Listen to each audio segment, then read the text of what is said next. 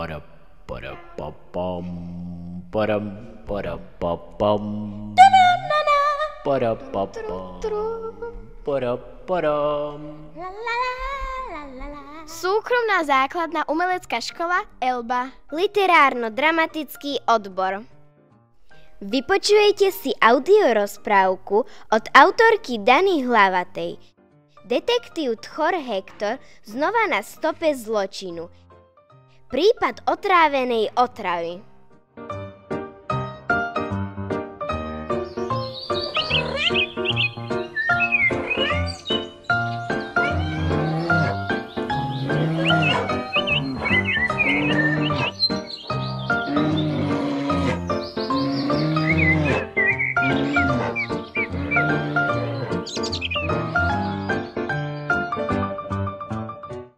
Mačka bengálska lízla na nervy a zda každému.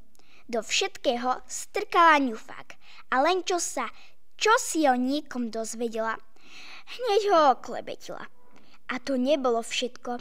Papulka sa jej ani na chvíľu nezastavila, jednostaj rozprávala. A ak práve nikoho neohovárala, chválila samu seba. Aký má krásny trblietavý kožušok zlatej farby, ako sa jej v šplhaní nik nevyrovná a tak podobne. Všetci sa na ňu sťažovali, no nik sa jej neodvážil oponovať. Zašli poradu k medveďovi ušatému. Urob s ňou poriadky, medveď ušatý, bieloprsý i himalajský. Vymenovali všetky jeho prívlastky, lebo pravdou je, že tomuto azijskému medveďovi patrili. Medveď ušatý mal čiernu srsť a na hrudi bielu kožušinu. V tvare písmená V. Vyzeralo to, ako by mal na krku zavesený náhrdelník. Si z nás najmúdrejší. Určite prídeš na to, ako sa tej tárajky môžeme zbaviť. Medveď si ich vypočul a pokýval veľkou hlavou. Sám už mal mačkinho správania dosť a tak nelenil a hneď sa za ňou vybral. Počúvaj, musíme sa pozhovárať. Príď ku mne zajtra na obed. Navrhol jej medveď. Mňau, a čo mi prichystáš? Zalizovala sa mačka. To je prekvapenie. Mačka bengálska stála pred brlohom medveďa už hodinu predtým, ako sa dohovorili. Vzdychovala vôňu a tipovala, čo pre ňu medveď kuchtí.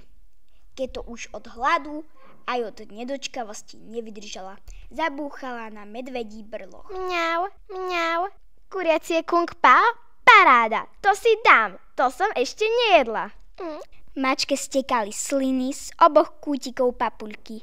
Bez toho, aby ju medveď usadil, rovno skočila k panvici s pariacími sa kuracími stehnami a labkami sa nenásytne zaborila do jedla. Aj keď ju to pálilo, hádzala do seba ako do bezodného súda. Mačka, veď si ani labky neumila. Ach jaj. Zhrozil sa medveď. Stehenka si dobre prepiekol, cítim aj sojovú omáčku, ale čo si ma tam štípka? No i tak je to výborné. Nepočúvala ho a napchávala sa ďalej. Keď viedla panvicu, odgrgla si, vyšla von pred brloh a sklátila sa na chrbát. Brucho jej trčalo do výšky. Mravce, ktoré si pri medveďom brlohu stavali kopček z prineseného lístia a z drobných vetvičiek, si jej brucho pomýlili so svojím kopčekom. Mysleli si, že sa kto vie prečo len o kúsok posunul a jeden po druhom naň vyliezali. A čo si mi to chcel, medveď? Spýtala sa mačka v polspánku, ale na odpoveď nečakala. Zaspala. Chrápala a zo zadočku vypúšťala také plyny, až z nej mravce jeden po druhom odpadávali. Z mačkinho brucha sa skotúľali rovno na zem. Medveď si držal ňufák a neveriacky krútil hlavou. Náhle sa mačka bengálska prebudila. Je mi zle, medveď, ty si ma otrávil. Mravčala tak silno, že to začul detektív Tchor Hektor, ktorý sa práve prechádzal nedaleko odtiaľ. Hneď sa rozbehol za krikom. Nakrmil si ma niečím, čo mi uškodilo. Dám svoj mačací krk na to, že si do jedla pridal čili omáčku. Mám pravdu? Alebo ma na dlku kričíš krop? Urobili si to naschvál, lebo ma nemáš rád. Mňau, mňau. Mačka nestihla viac povedať. Celá sa spotila, ba sa jej aj tlkot srdca zrýchlil. Od toľkej bolesti sa skrúcala na zemi. Práve vtedy k nej prihrmel tchor. Zarovno s ním dobehli aj ďalšie zvieratka, ktoré privolalo mačkino zúfalé mravčanie.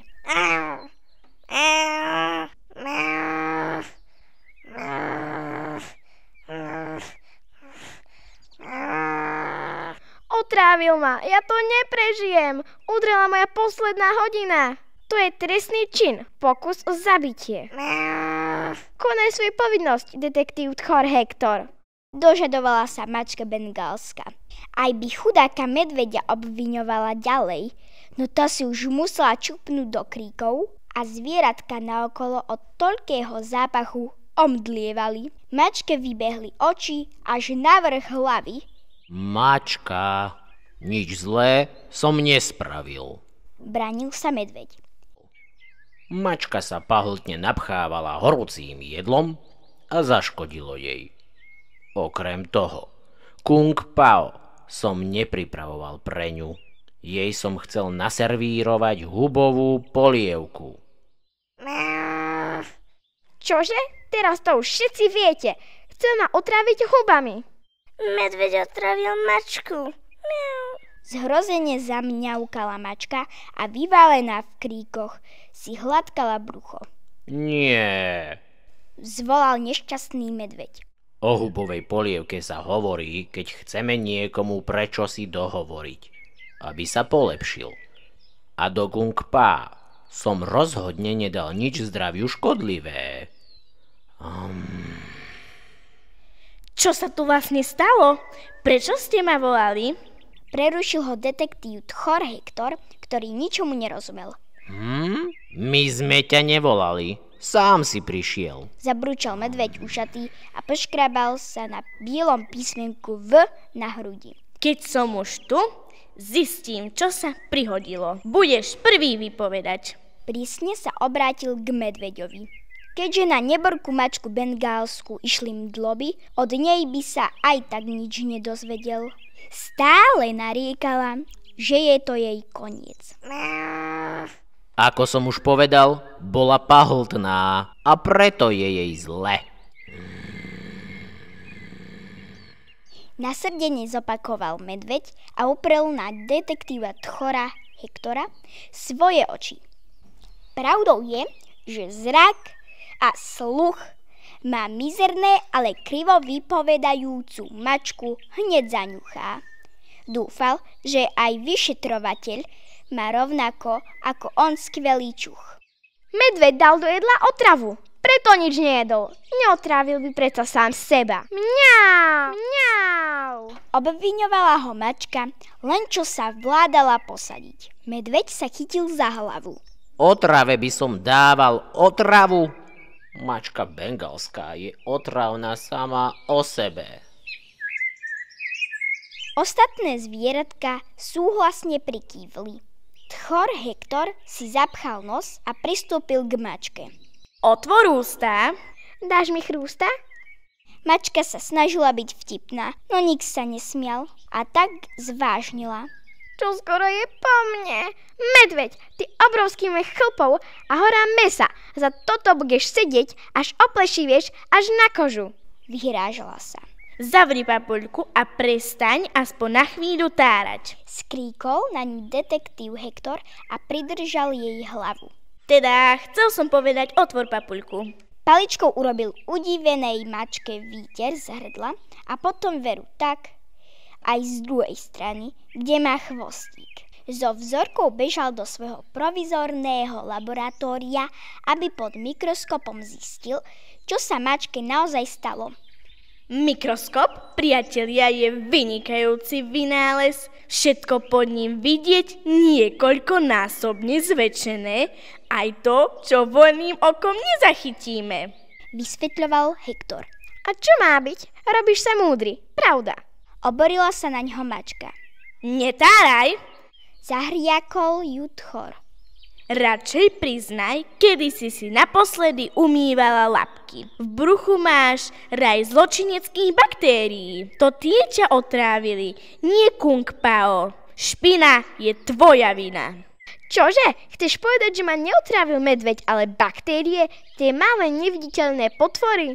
Vypulila mačka oči. Tak je. Pritákal detektív. Medveď ma teda nechcel otráviť? Mačka bengálska tomu stále nechcela veriť. Medveď pokrútil veľkou hlavou s malými ušami. Ako by som ťa mohol otráviť, keď ty sama si tá najväčšia otrava, aj sama pre seba, ako som už vravel. Mačka zahanbene sklonila hlavu. Keď si uvedomila, že sa na ňu všetci pozerajú, rozbehla sa kto vie kam. Viac sa v okolí neukázala. Úprimne, nikomu ani nechýbala. A čo detektív Tchor Hektor? No, vyriešené a ideme ďalej. Ten si pomedlil labky a bol rád, ako rýchlo vyriešil prípad otrávenej otravy.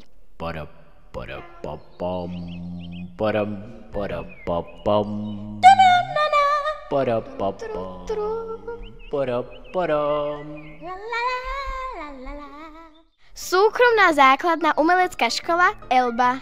Literárno-dramatický odbor. Ďakujeme, tešíme sa aj na budúce.